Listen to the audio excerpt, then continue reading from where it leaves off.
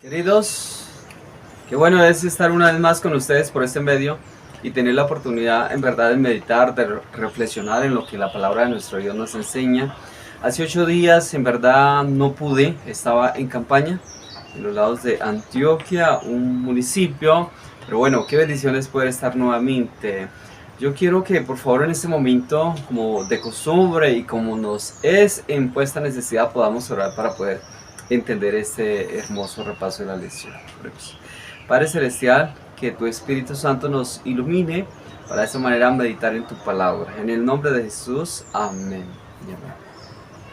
La lección de esta semana, la guerra detrás de las guerras, la guerra detrás de las guerras, o podríamos llamarle el conflicto de los siglos, pues en realidad ha habido un conflicto cósmico, un conflicto a través de los tiempos, pero en algunas ocasiones ignoramos el verdadero inicio de ese conflicto. Para ello, el libro de Apocalipsis nos hace una ampliación muy interesante en cuanto a lo que sucedió. Dice que hubo una guerra en el cielo, según Apocalipsis 12, 7 y 8. El verdadero origen sorprende porque no fue en la tierra, fue en el mismo cielo, en el mismo paraíso. Dice que hubo una guerra en el cielo. Miguel, que en este caso es Jesús, y sus ángeles luchaban contra el dragón. Allí usa un poco de simbología, y este dragón obviamente se refiere a este ángel. Ese ángel que lo describe por allí Ezequiel 28:14 como un querubín grande, protector, un querubín que estaba en una posición muy elevada, era honrado y estaba cerquita al Hijo de Dios. Este querubín, como la Biblia lo dice, en algunas versiones cubridor, otros dice protector.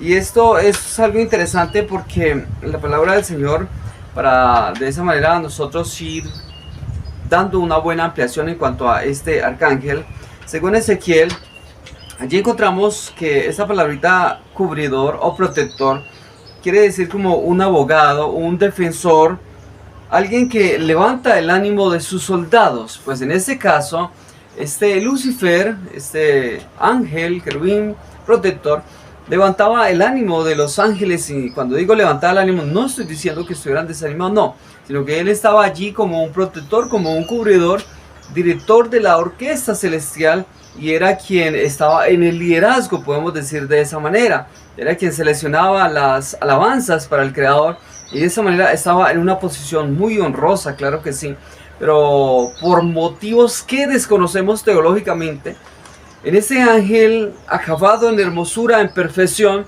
en un momento se halló en él maldad. A causa de su hermosura, de su esplendor, se halló en él imperfección. Y a eso se le llama el misterio de iniquidad, un misterio de iniquidad que no lo vamos a comprender tal vez mientras estemos en esta tierra, pero algún día con toda seguridad, si nos preparamos y tenemos la oportunidad de ir al cielo, le vamos a poder preguntar a Dios Padre, Hijo, Espíritu Santo. Vamos a poder indagar un poquito más a fondo acerca de este misterio de iniquidad. Como en un ser perfecto se halla la imperfección, como en un lugar donde todo es santidad, donde todo es felicidad, donde todo es alegría, de un momento a otro en él se genera un ambiente de inconformidad, un ambiente de descontento, en este caso hacia Jesús, quien estaba en el concilio celestial en todos los planes trazados por la deidad para ejecutar su creación y demás cosas, pero él no era invitado. Y por eso se comenzó a generar envidia, rencor, rivalidad hacia el Hijo de Dios. Así durante el tiempo estuvo esa lucha, se le hizo conocer a Lucifer, a este ángel, que no estaba bien pensar de esa manera hacia Jesús, porque él era uno con el Padre, pero él no quiso abandonar sus deseos de supremacía hasta tal punto de que quiso sentarse en el trono de Dios como Dios mismo. Y de esa manera la Biblia registra una lucha, según Apocalipsis 12, 7 y 8, esa lucha que mencionamos al comienzo. Hubo una batalla, una guerra, digámoslo así, forcejeo, aunque desconocemos también teológicamente si hubo así cuerpo a cuerpo o solamente fue verbal, porque recordemos que estamos hablando de ángeles que vuelan a velocidades sorprendentes, y la luz le es lenta a la velocidad de esos seres majestuosos. Y recordemos que es difícil de poder comprender en verdad cómo fue esa lucha, pero lo que sí nos dice la palabra fue que hubo una inconformidad, hubo una lucha, hubo un desacuerdo, hasta tal punto de que ese ángel, ese querubín protector, engañó una tercera parte de los ángeles de los cielos, hasta tal punto de que entonces se efectuó la pelea, se efectuó la lucha, y entonces por ese motivo fueron expulsados del cielo. Así, con este ángel, con la tercera parte de ángeles, fue expulsado del cielo. Y de repente genera una pregunta en nosotros, o yo me la hago, y es: ¿por qué Dios no destruyó a ese ángel rebelde en el momento que se halló en él maldad? La razón es lógica, teológicamente y proféticamente para los que estudiamos la profecía, y es que esta parte de ángeles leales no entendieron el verdadero carácter de este ángel. Y de esa manera, si Dios lo elimina, lo saca de su existir, los ángeles hubiesen quedado con un pensamiento como de inconformidad acerca de Dios, y de esa manera yéndose para lo que ese ángel decía, que el gobierno de Dios no era perfecto, que él podía dictar un mejor gobierno, establecer un mejor gobierno, que la ley era injusta, para que unos mandamientos donde no hay muerte, bueno, en fin. Así, por ese motivo, Dios no efectúa eso, para dar lugar a que esta parte de ángeles leales pudiesen comprender el verdadero propósito, las verdaderas maquinaciones de ese ángel archienemigo.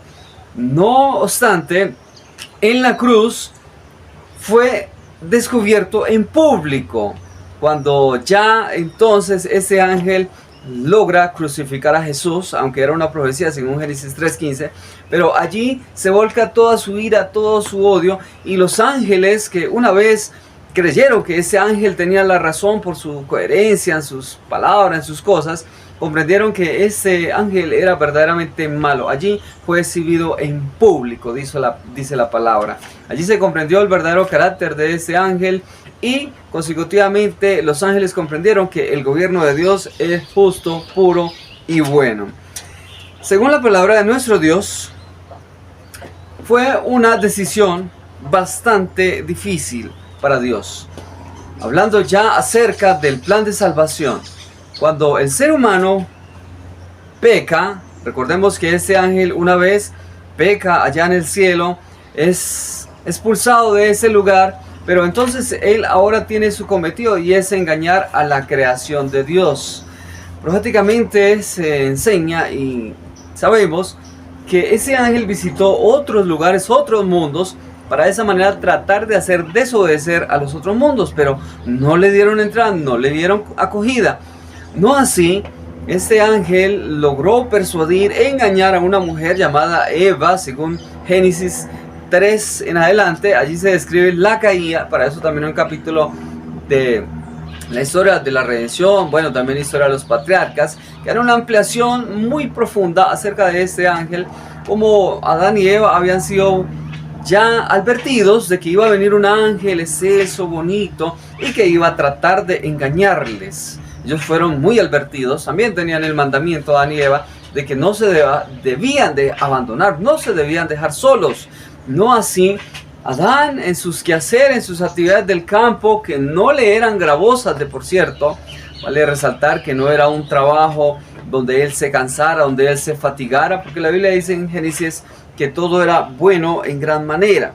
La palabra dice en Génesis que 1:31 que era bueno en gran manera, no había muerte, no había dolor, es decir, estaba haciendo sus actividades con toda satisfacción. Pero de un momento a otro descuidó a su esposa, teniendo ese mandamiento presente, lo descuidan tanto él como ella. Así que de esa manera se le acerca el ángel, ella se pone a observar el árbol, y de repente el ángel le dice: oye, con que Dios se dijo que no pueden comer de ese árbol. Ella dice: no, sí podemos, podemos comer de todos los árboles excepto de este, porque ella le dijo: así que no pueden comer de ningún árbol. Ella dijo: sí podemos, pero de este. Y Dios dijo: el árbol del conocimiento del bien y del mal, que también desconocemos qué clase de árbol era y qué clase de fruto daba. Algunos han argumentado que era una manzana, pero eso se escapa de una comprensión teológica. Es también otro misterio. Dice que ella, entonces la serpiente tomó de ese árbol, comió y le argumenta, mira, yo estoy comiendo, de hecho estoy hablando porque he comido de este árbol, come, que es mentira que vas a morir, sino que Dios sabe que el día que comas de él, vas a nacer abiertos vuestros ojos y seréis como Dios. Cuando la mujer escucha, seréis como Dios, entra una intriga en sí y quiere ser como Dios. Ahí infringe el primer mandamiento, el segundo también. Pero bien, es engañada, ahora una vez ella es engañada, ahora se convierte en un agente, en un medio de tentación para su esposo. Va, lo busca, le dice que ha comido, que no le ha pasado nada, que se siente en una esfera un poco diferente. Adán, dice el don de profecía, que se desata una gran lucha en su mente. Mi amor, ¿qué has hecho? Y entonces está esa lucha, o ella o Dios, pero la amaba tanto que no se halló solo en el huerto, en el paraíso, a pesar de que era el paraíso. Así que él decide recibirle, decide desobedecer.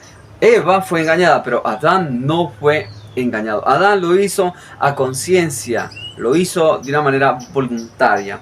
Así, la tierra, el planeta es infectado del pecado. La planeación de Lucifer, el plan estratégico, era llenar este mundo de sufrimiento proféticamente. Esa estrategia de él consistía en esos planes, en hacer desobedecer al hombre y que todo el planeta Tierra viviese en ruina, en pecado y eternamente. Por eso, allí en Génesis, una vez ellos desobedecen, ahora dice Dios, ahora evitemos que tome del árbol de la vida y coma y viva para siempre. Obviamente ellos comían y de esa manera Dios impide que sigan comiendo y ahora los saca del huerto y pone querubines que movían sus lanzas de un lado a otro, sus espadas. De esa manera cuidando la entrada al árbol de la vida, al árbol que perduraba la existencia, que les daba lozanía, que les daba vigor, que les daba eternidad. Así que el propósito por el cual Dios los expulsa del huerto, del jardín, es por misericordia, para que consecutivamente el hombre, al no tener la oportunidad de comer de ese árbol, sus días se fuesen acortando. Así es como tenemos al hombre que más vivió 968 años, van bajando a 800, van bajando a 700, 600, 200 y mira dónde vamos. La palabra dice que 70, 80, los más robustos, es decir, ha menguado, ha disminuido esa existencia, pero es con un propósito, es gracia divina. La tierra es infectada del pecado. Desde hace más de 6.000 años tenemos esta gran problemática, pero la palabra nos registra que esa problemática trajo una gran consecuencia. La palabra dice en Romanos 3:23, por cuanto todos pecaron y han caído de la gracia de Dios y están condenados, dice la palabra, porque la paga del pecado es muerte. Pero también la palabra nos da una nueva solución a esta problemática tan compleja que tenemos. Dice Romanos 5:12, por uno solo vino la condenación, en ese caso por Adán, pero por uno solo también vino la justificación de vida eterna. Todo gira en torno a la cruz, todo gira en torno al ministerio de Jesús, vida, muerte y resurrección de Cristo Jesús. Por cuanto por uno entró la desdicha, entró el sinsabor, entró la muerte, entró la enfermedad, entró la desdicha. Por uno, por Cristo Jesús, vino la justificación de vida eterna. Mis apreciados, ¿saben algo? Y es que hay veces desconocemos enseñanzas profundas, proféticas, y es que cuando el hombre peca, cuando el hombre cae, entonces la divinidad tiene un diálogo. Jesús entra al Padre y sale, entra como por 3 veces, y entonces le dice, Padre, si no hay otra solución, yo voy y doy la vida por el ser humano. Jesús sale, habla a las huestes celestiales y las huestes celestiales se arrodillan, dicen, de ninguna manera, yo iré, yo tomaré la iniciativa. Pero se les hace saber que no era necesaria la muerte de un ángel, por muy honrado que fuese. Se necesitaba la muerte del Hijo de Dios. Y el Padre tiene que tomar ahora la decisión, o que el ser humano muere para siempre, o que muera su Hijo amado. Ahí encontramos un texto maravilloso, San Juan 3:16. Porque de tal manera amó Dios al mundo, que ha enviado a su Hijo, para que todo aquel que en él crea no se pierda, mas tenga vida eterna. Ese es el grande amor del Señor. Esa es la misericordia de Él, que aún siendo pecadores, Cristo murió por nosotros. Dice la palabra también en 2 Corintios 5:28, aquel que no cometió pecado, por nosotros lo hizo pecado. Jesús no cometió pecado, pero por nosotros lo hizo pecado, a fin de que nosotros fuésemos hechos justicia de Dios en Él, es decir, en Jesús. A eso se le llama gracia, a eso se le llama misericordia, a eso se le llama propósito de vida. Y yo quiero concluir con un texto que lo encontramos en Hebreos capítulo 4, versículo 15. Bueno, vamos a leerlo desde el versículo 14, donde dice la palabra: por tanto, teniendo nosotros un gran sumo sacerdote que traspasó los cielos, mira lo que nos sigue diciendo, Jesús, el Hijo de Dios, retengamos nuestra profesión. Queridos amigos, retengamos nuestra profesión de fe, porque esta lucha, esta guerra, en verdad ha tenido misericordia de parte de Dios. Por eso el apóstol dice, tenemos un gran sumo sacerdote, Jesús el Hijo de Dios, quien traspasó los cielos, quien da la vida por el ser humano. Dice, retengamos nuestra profesión de fe. No tenemos un sumo sacerdote que no pueda compadecerse de nuestras debilidades, sino al contrario, uno que fue tentado en todo, según nuestra semejanza, pero sin pecado. Hay veces creemos que nosotros tenemos pruebas muy difíciles. Es que me ha tocado vivir en pobreza, es que me ha tocado cargar con esa enfermedad. Pero Jesús tuvo que afrontar verdaderamente luchas difíciles. Y una de ellas es estar siempre con su Padre, y ahora estar un lapso de 33 años y algo más lejos, distanciado de su Padre Celestial. Por eso en la cruz exclama: Padre, ¿por qué me has desamparado? Tanto amor por nosotros que aún pasa por la separación de su Padre Celestial. Y la palabra dice que Él puede simpatizar de nosotros, nos entiende, nos comprende, entiende nuestras perplejidades, nuestras luchas, nuestras enfermedades, nuestros desalientos, nuestros problemas familiares. Él lo entiende todo. Él lo tuvo que afrontar, pero sin pecado. Dice la sierva del Señor, Ellen G. White, dice que cuando ella ve la vida de Jesús, todo su ministerio, ella no haya por qué quejarse en este mundo, porque Jesús pasó verdaderamente momentos difíciles para darnos a nosotros la salvación. Y el versículo 16: acerquémonos pues confiadamente al trono de la gracia, para alcanzar misericordia y hallar gracia para el oportuno socorro. Amén. Gloria sea el nombre del Señor. Porque la palabra dice: acerquémonos pues confiadamente, sin duda, sin vacilación, para el oportuno socorro. Esa palabra confiadamente, sin dudar. Acerquémonos para pues el oportuno socorro, para cuando Jesús regrese en gloria y en majestad. Este conflicto algún día tendrá su conclusión. Jesús vencedor, Jesús triunfante. Jesús vence en la cruz, Jesús regresará, y entonces le diremos: Rey de reyes y Señor de señores. Bendito el que viene en el nombre del Señor. Que el Señor Todopoderoso les colme de ricas y grandes bendiciones.